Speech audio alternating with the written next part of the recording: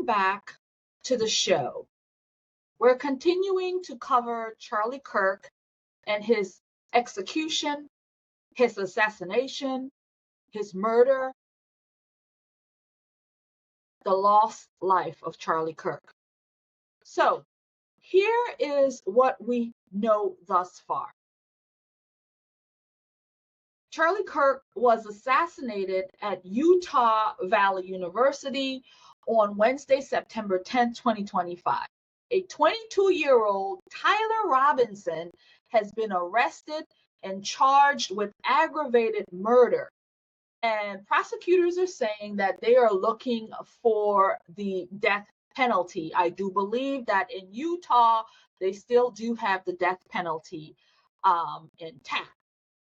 And also, what we're covering here is a reward was put out there, $100,000 to start.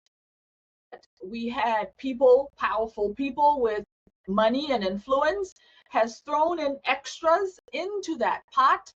And one of those persons is a billionaire by the name of Bill Ackman, pledging $1 million.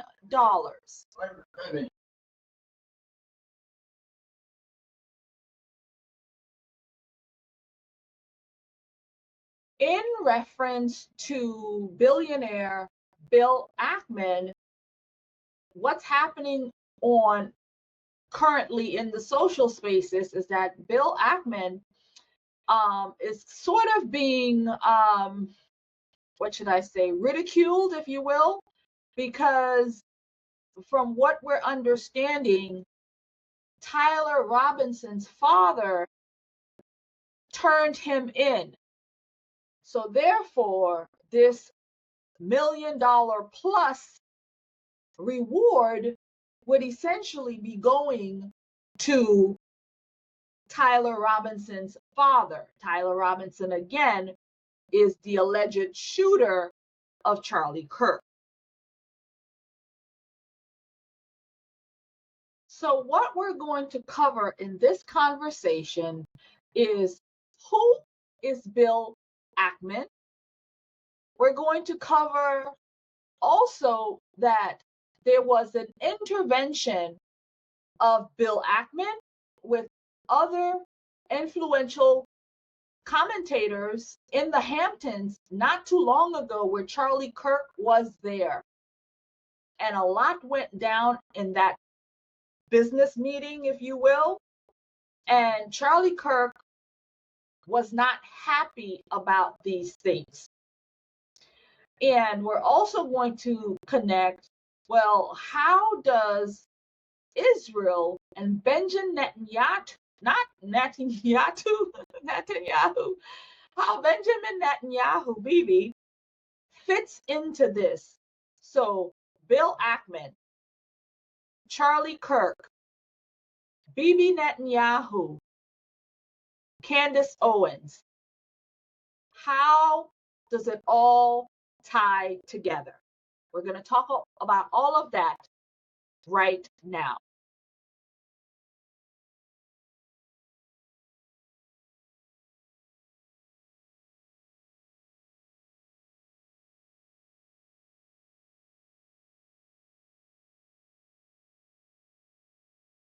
Hello, fellow patriot, and welcome back to The Conservative Poet. If you are new here, my name is Amanya, and here on the channel, we do political commentary. We throw in some satire, parody, comedy to drive home the crazies that we are seeing in the society. Friend, if that is something that is interesting to you, then I suggest you stick around. And don't forget to like, share, comment, and subscribe.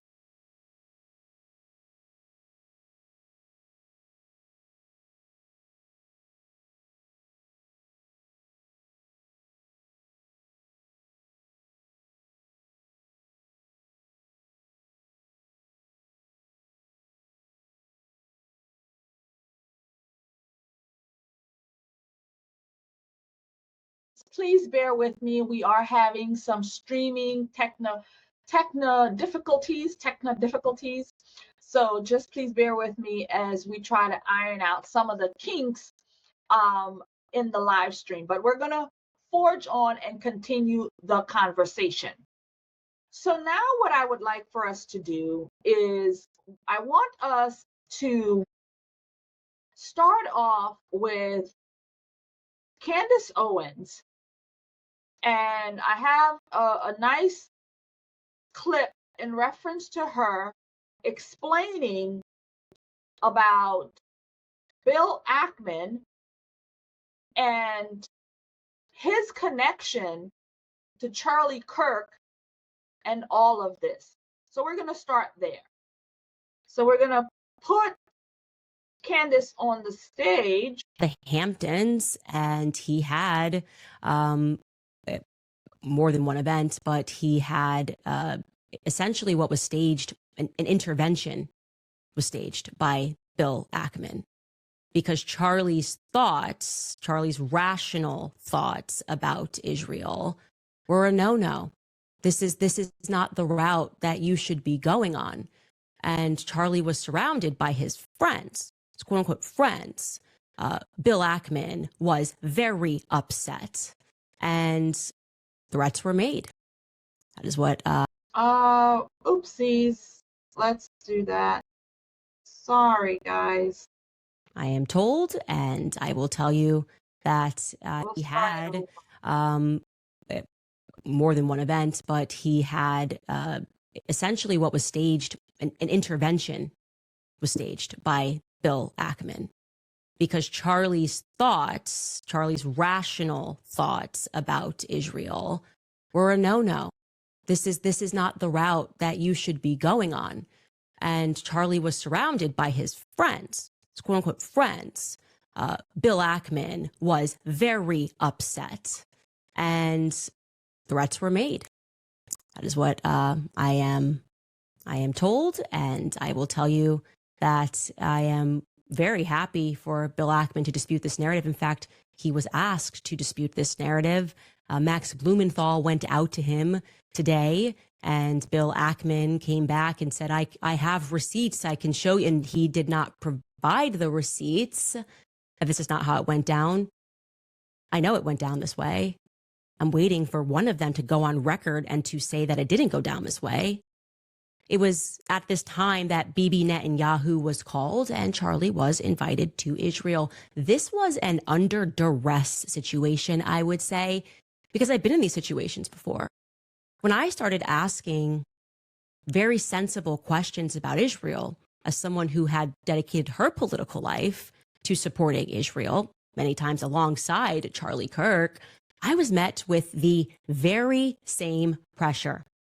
And just like Charlie was being invited to Israel, I was invited somewhere else. And when this arrived to me, it felt like a threat. You know, I got to tell you that. It felt like a threat, like not like, hey, come here and we can educate you because you're my friend. More like, this is your last chance. That's how it felt to me. I can't speak to how it felt to Charlie. And I know that Charlie was offered a ton of money in this moment. A ton of money. He would fund it, you know, spend tons of money. And Turning Point, I guess, if it needed to go to a higher level, would have gone to an even higher level than it already was at. And I know for a fact that Charlie denied that funding. That Charlie denied, and what Bibi didn't include there, he declined to go to Israel for, I would describe this as like, you know, re-education camp. You know, we've seen it.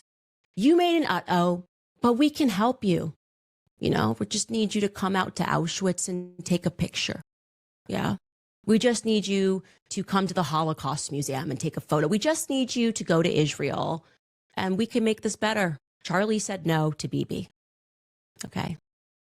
Bill Ackman, if you would like to dispute that, I would love to hear what you say happened, because our sources and what we have, it's solid. Okay. There were conversations that took place, messages that were sent at that time, and they are solid. So I decided another person that was there, and I am not surprised this person was there. If you've been listening to my show, Seth Dillon, I was going to go out to Seth Dillon, and I decided to message him last night about this Hamptons meeting. And Seth Dillon, who is normally very quick with a response, has not yet been able to respond. I'll show you this text message chain. And I want to be clear, I am not someone who normally publicizes text messages. But my friend was shot in the neck. And I'm just not really in the state right now to be polite when it comes to the answers that I am demanding, okay? This is me out to Seth Dillon last night. I sent him Bill Ackman's tweets because, he tweeted, I feel incredibly privileged to have spent a day and shared a meal with Charlie Kirk this summer. He was a giant of a man. I said, any comment on this one, Seth? He didn't answer last night. This morning I said, need a comment ASAP, please. He didn't answer. Then I followed that up and I said, trying again here, you were present when Ackman lost his mind on Charlie and when Bibi invited him to Israel and Charlie refused. Text messages immediately following this meeting are circulating. I find Ackman's statement, as though the meeting was somehow cordial, to be incredibly disturbing. Are you at all disturbed by that tweet? Do you feel, as I do, that this tweet significantly betrays the defined purpose and mood of his, and I presume your, final meeting with Charlie Kirk? ? He was unable to speak to me, but he did place some frantic calls to Turning Point USA. Yeah. You see, I went out to Seth, but I also went out to two other people who were at this meeting, and nobody is willing to go on record. They're all messaging each other, trying to figure out a coordinated response to say that, no, this was all quite, but no one wants to go on record and describe it as cordial because they know someone's leaking, because someone's got a guilty conscience about what happened at the Hamptons. Oh, I will again put it out there. Seth, Bill Ackman, and to the other individuals who I have not yet named, but who are going to be named later this week, were at the Hamptons when Charlie was put under pressure, when Bibi Netanyahu called him and invited him to Israel, again in a move that when it happened to me, and it wasn't Bibi Netanyahu, felt to me like a laced threat. I am inviting you guys, I will give you my platform, actually, to come clear matters up, to tell us what really happened. Because, I think Charlie was definitely on the brink of changing some of his perspectives. And I can tell you factually, Charlie was praying the rosary. Charlie was going to mass. One of my last conversations with Charlie was me joking with him saying, just make the last step, okay? You are, I said specifically, you're too smart to be a Protestant. Just take the last step, Charlie. He says, ha ha. He was speaking about Mary. And typically when those steps start taking place, you stop referring to yourself, as I did, as a Judeo-Christian. Again, it is Okay, so let us remove her for now. So she said a lot there. So this intervention that Charlie Kirk was invited to in the Hamptons, where this billionaire, Bill Ackman, was the host to this thing, and they had other influential commentators there. I believe Seth is from the satire Babylon Bee. I believe that's him. I've met him before, and I was able to do that. A couple of years ago, he came to do a program here, and I had the privilege to talk and, of course, get a picture and everything. And so as of right now, we don't know who the other people are who were in that meeting with Bill Ackman and the rest. So Candace is saying that she's reached out to a couple of these people, and she's not dropping names just yet because she'd like for them to really, in my opinion, she really want them to be the ones to come out here and start talking about what went on in this meeting. And so we'll wait and stay tuned to see how those developments happen. And again, she was very transparent with showing the text message. I don't know if you were not able to see it from this But of course, it's Candace Owens. You can go and find her on her podcast and you'll be able to get a clearer picture. So she's got, I think it was yesterday's episode. And so it was about an hour long, and I watched the whole thing, and then I picked out of it what I wanted to cover.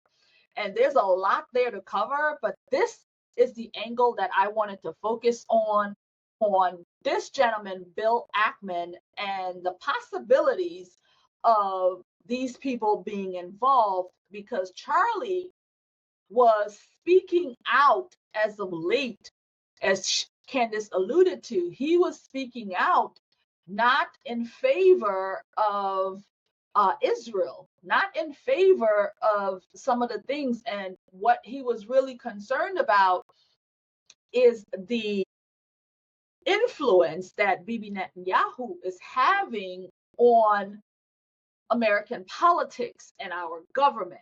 And there's a lot more, but those were some of the things, like how could you, Israel and Bibi Netanyahu, control we the Americas and our governments and so on. So those were some of the things. And so he became public enemy number one. And he was being harassed, from what I understand. He was being harassed online. He was being harassed via phone and text messages, because again, if you're going against the narrative of what they want and you're speaking out against, places like Israel, then therefore you must be against Israel. And what do they call those people who speak against Israel or speak any kind of bad thing to Israel? Oh, I think it's anti-Semite. That's the word. Anti-Semite. That's what you are labeled, and that's what you are called. I find it interesting that if people speak badly about America, they don't call you anti-America, and it's not a big deal. I'm just saying, just throwing it out there.